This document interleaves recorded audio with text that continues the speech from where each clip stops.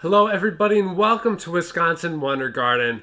Well, the time has come and my Christmas cactus is blooming like it does every single year, so I thought it would make a great time to do a year-round care video on the Christmas cactus. This Christmas cactus is actually one that we propagated years ago in one of our first videos on the channel.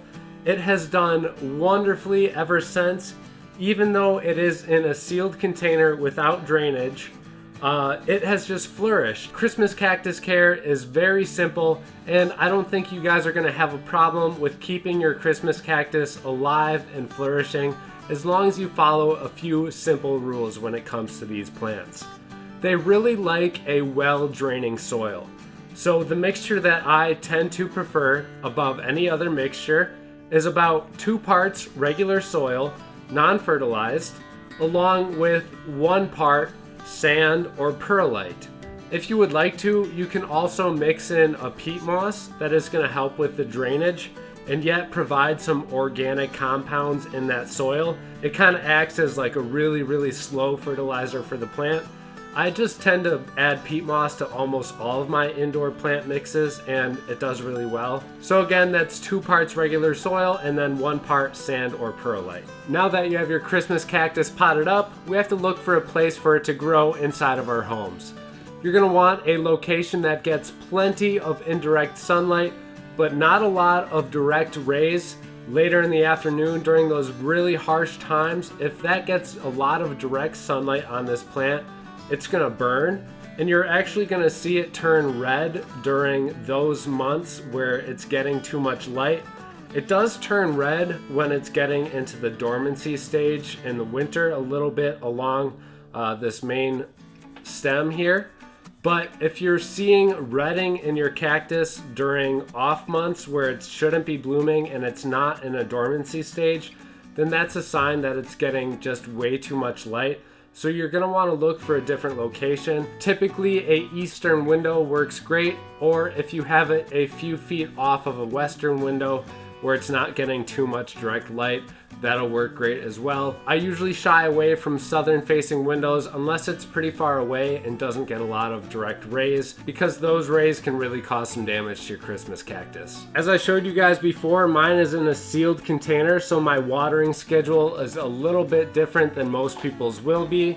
It does fine in a sealed container, but you're going to have the best results in a container that has drainage, like this one where the water can flow out underneath into a bottom basin.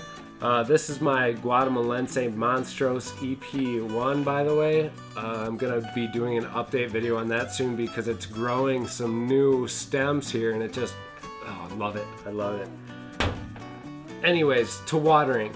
I water this like once every 4 weeks in this sealed container, just a little bit of water. But if you guys have it in a traditional container, I would recommend watering this about once every 2 weeks. That is going to depend on a couple of situations like your relative humidity in your home. But for 99% of you, once every 2 weeks is going to be fine, especially if you have a well-draining soil. If you're questioning whether or not your soil is ready to be watered, just stick your finger down to the second knuckle. If you feel any moisture, hold off for a couple of more days. But if you don't feel any moisture and that soil is completely dry, then it is the time to water. The next topic up for debate is going to be fertilization when it comes to Christmas cactus.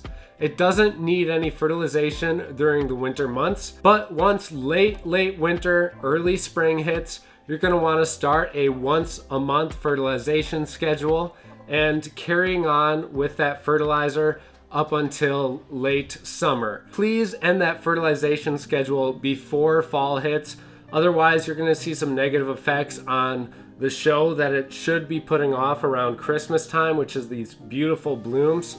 If you keep on fertilizing it beyond that, you're not going to see quite the show, if any show at all, because when this plant flowers, it's actually going into a dormancy stage. Which brings us to our next topic.